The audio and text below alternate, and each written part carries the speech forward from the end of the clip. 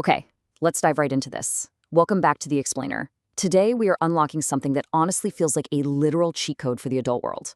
We're looking at a text originally published decades ago by Dale Carnegie. But listen, do not let its age fool you for a second. We spend so much of our lives grinding away at technical skills, right? We memorize facts for exams, we master the latest software, but we almost completely ignore the absolute most complex machine on the entire planet, which is other human beings. So, in this explainer, we're going to break down the definitive rules for mastering human engineering. To put this into perspective, the Carnegie Foundation actually ran this massive investigation, and they found a statistic that is just staggering. Even in super highly technical fields, think engineering, your financial success is only about 15% dependent on your actual technical knowledge. Just 15%.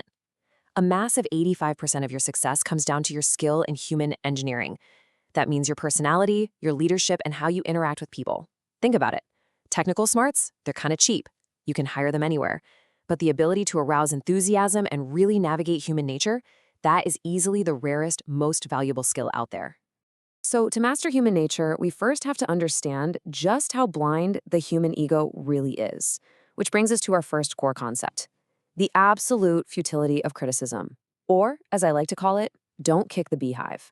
Let me set the scene for you real quick. It's May 1931, right in the middle of New York City. You've got literally 150 police officers laying siege to a top-floor apartment. They're firing machine guns, they're dropping tear gas through the roof, all to capture this notorious cop killer known as Two Gun Crowley. This guy was known as someone who would kill at the drop of a hat. But get this. While the bullets are literally flying around him, Crowley sits down and writes a letter. Bleeding, totally surrounded, he writes, "Under my coat is a weary heart, but a kind one that would do nobody any harm." No way, right? This ruthless killer legitimately saw himself as a victim with a heart of gold. And it wasn't just him. Take Al Capone, America's ultimate public enemy #1, the gangster who famously shot up Chicago. He actually said, "I have spent the best years of my life giving people the lighter pleasures, and all I get is abuse." I mean, it's wild. Capone didn't see himself as a villain at all. In his own mind, he was this tragically misunderstood public benefactor who just wasn't appreciated. Which brilliantly highlights our very first cheat code of human nature. 99 times out of 100, no man ever criticizes himself for anything, no matter how incredibly wrong he might be.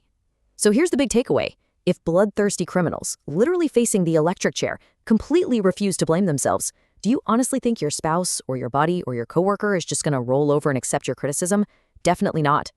Criticism is totally useless. All it does is put people on the defensive and make them double down to justify themselves. It wounds their precious pride. So, rule of thumb, if you want to gather honey, you can't go around kicking over the beehive. Okay, so if we can't criticize, what actually motivates people? That brings us to our second concept, the deepest human urge, which is the absolute craving for importance. Seriously, ask yourself for a second, what do you actually want out of life? Well, according to the famous psychologist John Dewey, the deepest urge in human nature is the desire to be important. Now, most of our basic needs, stuff like food, sleep, shelter, we mostly get those met. But this craving for importance, it is a gnawing, unfaltering hunger that almost never gets fully satisfied. This is the exact same urge that drove an uneducated grocery clerk named Abraham Lincoln to furiously study law books he found at the bottom of a barrel. It's the same reason the wealthiest person in your town builds a mansion that is just ridiculously too big for their family. People crave importance so deeply that some people literally lose their grip on reality just to find that feeling of importance in a fantasy world.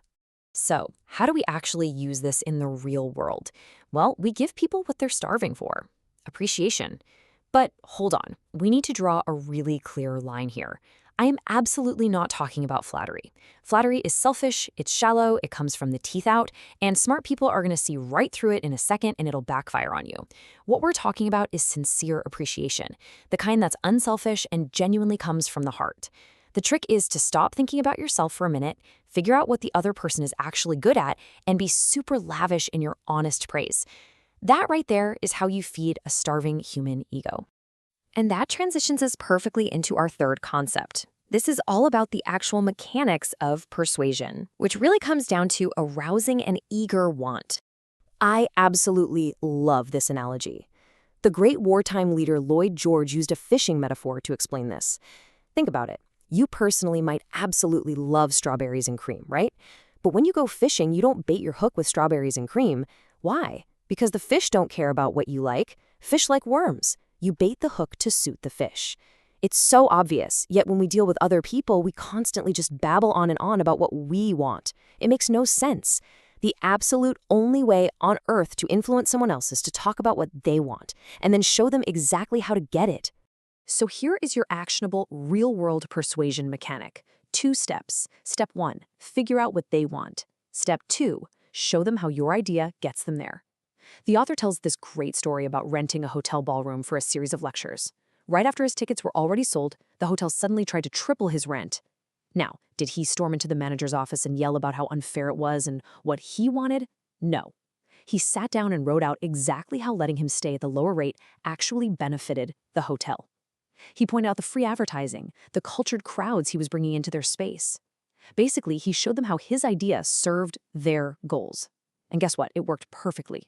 They dropped the massive price hike. He figured out their hook, and he aroused an eager want. Okay, let's pivot to something a little lighter, but honestly incredibly profound. Our 4th concept, effortless popularity, or what I like to call the dog hack. Listen to this quote and really let it sink in. You can make more friends in 2 months by becoming interested in other people than in 2 years by trying to get people interested in you. The author shares this awesome, touching story about his childhood dog, Tippy. Now, Tippy never read any psychology books. He didn't try to impress anybody or act cool. Whenever he saw you, he just absolutely exploded with sheer ecstasy and genuine interest. He made his entire living just by giving nothing but love and energetic interest to everyone he met. And yet, we humans just blunder through life, waving our arms, desperately trying to get people to look at us, completely forgetting the genius lesson of the dog. Which leads us to a bit of a stark mental puzzle. If you died tonight, how many people would actually come to your funeral? It's a little dark, I know, but it really forces us to face a hard reality. People are not interested in you. They aren't interested in me either. They are interested in themselves, morning, noon, and right after dinner. Actually, the New York Telephone Company did a study once and found that the single most frequently used word in all phone calls is the personal pronoun I. I did this, I want that. If you really want to make true friends and build real connections, you have to be the one to step up and show genuine interest in them first. All right, so we've got all this amazing theory. Now it's time to put it into practice. Here is our final section, mastering the cheat code, which is your actual action plan. How do we take all this out of this explainer and into the real world? Here's the plan.